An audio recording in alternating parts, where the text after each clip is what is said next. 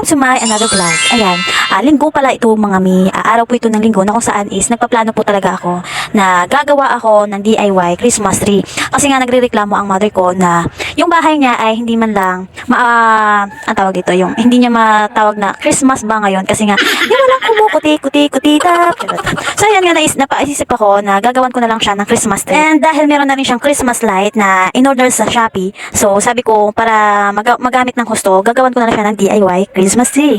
So ayan, dahil nga dyan, ayan na nga yung ginawa ko guys. Ayan yung ginawa kong tools. Ginamit ko sa Christmas tree na DIY ko is yung gagamitin nila sa pang-pusti. So dahil nga hindi pa nila gagamitin ko muna sa DIY Christmas tree ko. So ayan yung mga tools guys. Kulambo po yan na kulay puti. And then yung bakod yan ni mama, dahil hindi siya naka-prepare ng panggamit ko na para sa Christmas tree, kumuha na lang po ako dyan ng buho.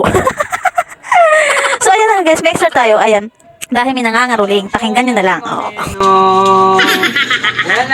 La po namin no.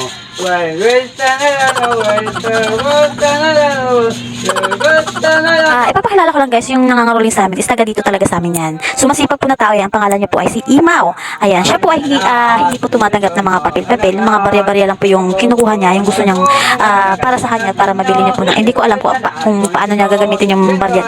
Ang papel is hindi po talaga siya tumatanggap.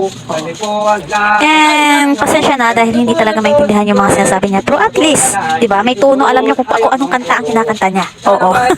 Intindihin niyo na lang, ano ba kayo?